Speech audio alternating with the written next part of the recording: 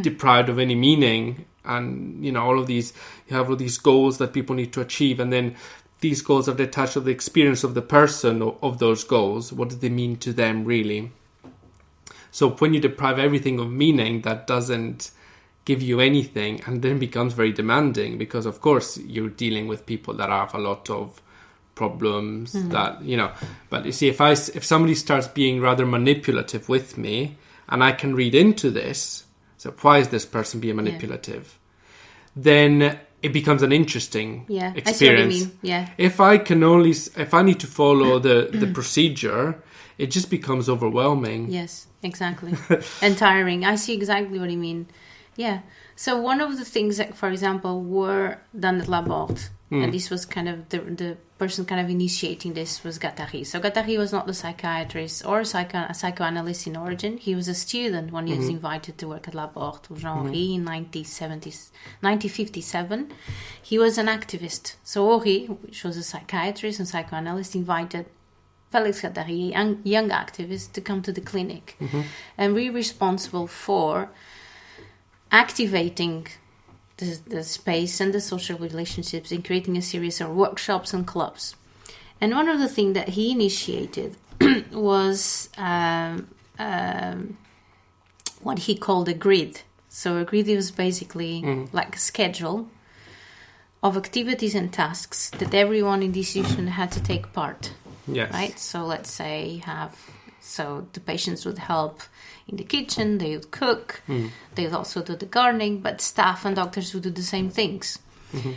And the purpose was a simple idea, that self-managed institution, having the chance to participate in the daily activities of the institution is empowering. And also it's life. How can you live without cooking or cleaning your bedroom?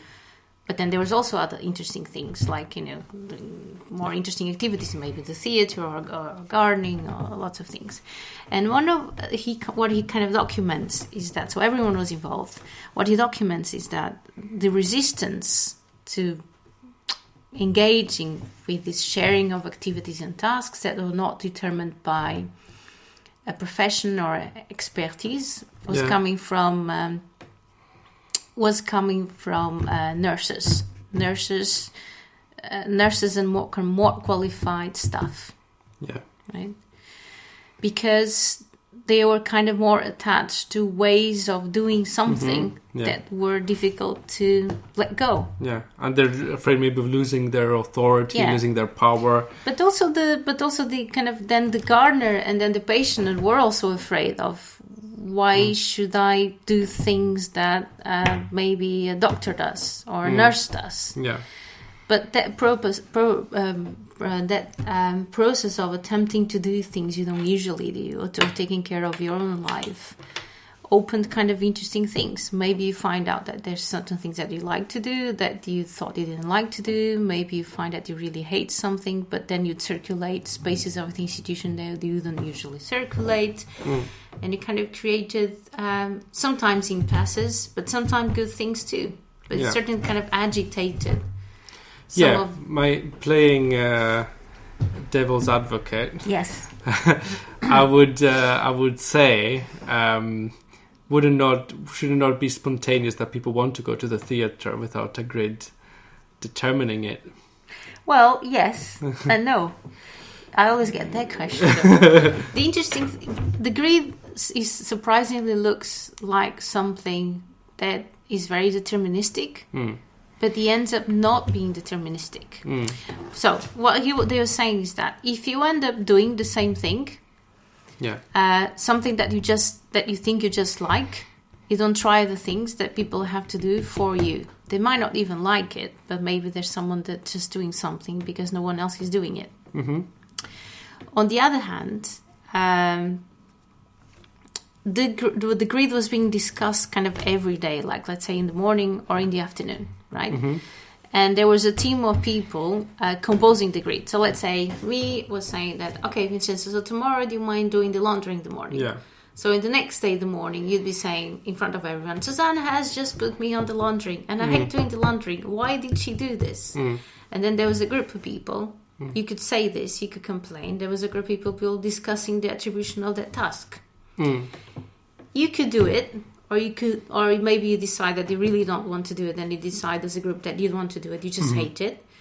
But maybe there's a chance there's collective processes that are open during that discussion, but avoiding consensus anyway.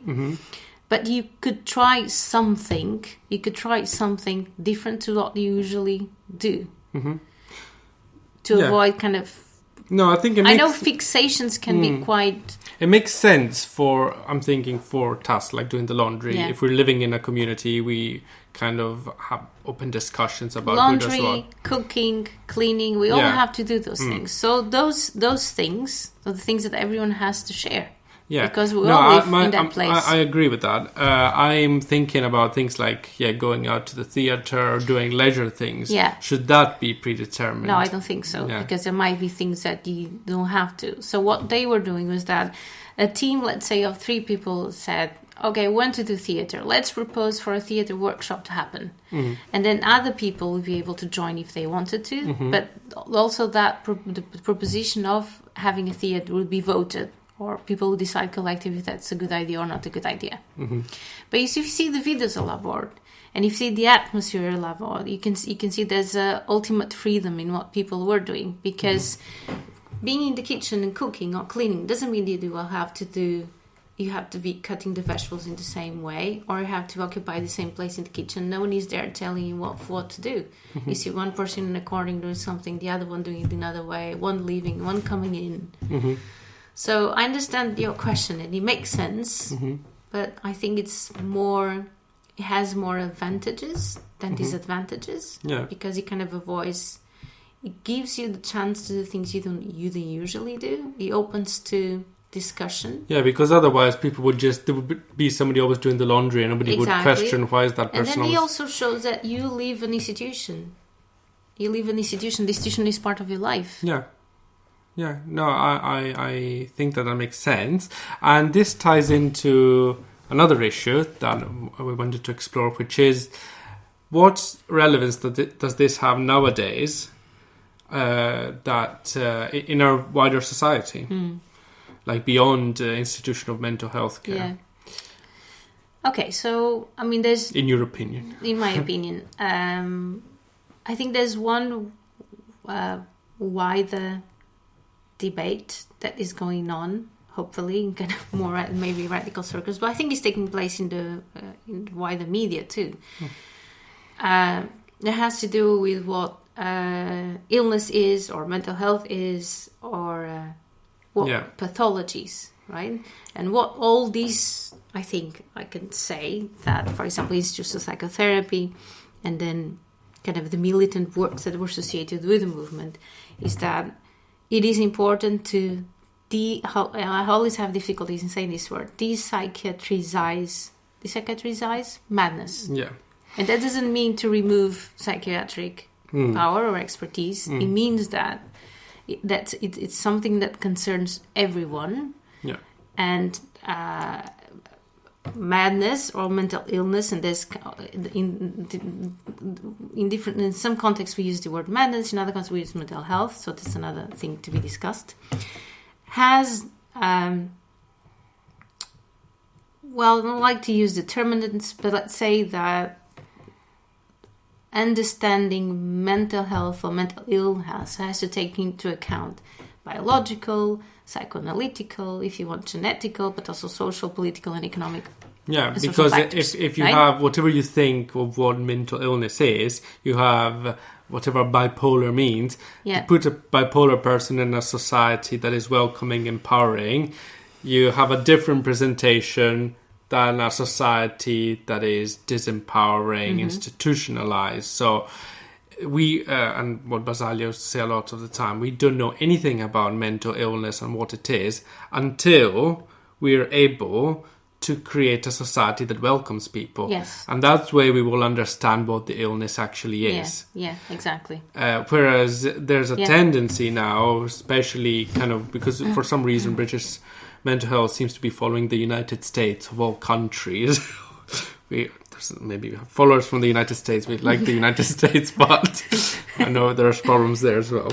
But there's this tendency of looking at suffering outside of a context, like as if you can define, oh, this is a symptom of an illness, and you just presume that this is something that happens in the brain without any analysis of the society around it. Yeah, exactly. And then you just provide medicine or you know, kind of neoliberal modes of therapy, and then so I think that's one of the important things that's coming out of these movements is that idea that we have to, and this is very important because this is something very simple to say, but we all have mental health, and we're all being affected by the same things. Right? But this seems obvious to us, but it's not. Unfortunately, it's not. I heard people like explaining in training not too far ago something that was happening with a client, and a person from another service asked me, "Does he have mental health?" It's ridiculous. It's a funny idea. Well, does he have mental? I don't know. Well, and I'm like stuck there. What do you mean? Does he have like probably the more? Body? Probably more than you, judging by your question. But so that's one of the things, and that's a very important question. And then if you kind of read quite a lot about the neoliberalization of environments and the workplace, this is even more and more important. It's not possible that we let the discussion about mental health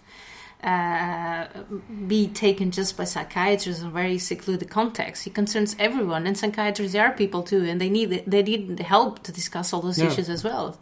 Because I think that psychiatrists are in a difficult position because they don't really get a chance to have these discussions. They're always blamed for everything.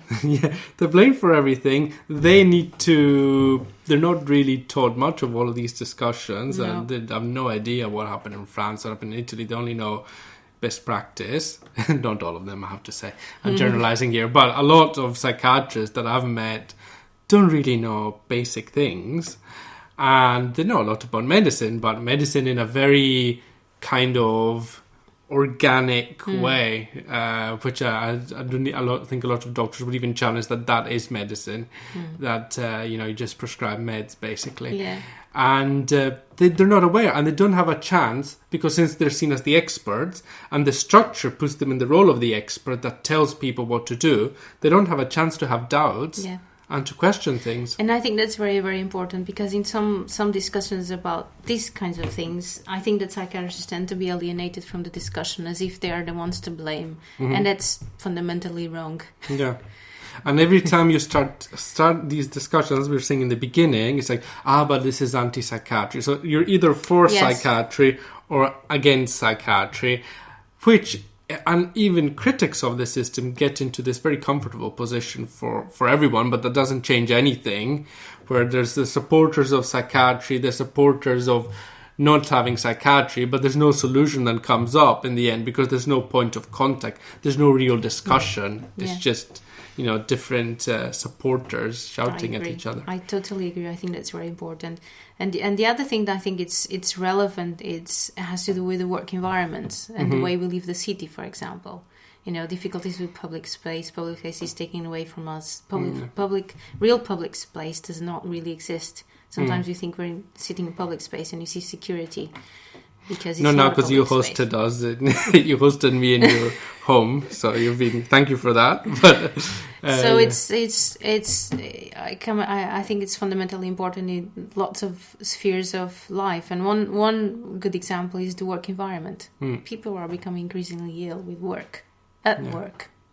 So what in the work environment, what do we need to do? Tell me step by step what sentences we need to do for we need to unionize first. but that's an interesting discussion. There's no, of course, there's no template modules. For the there's good no template, work. There's no modules. It's people trying to make sense of things and engage with things. But for that, we need to create spaces. Yeah.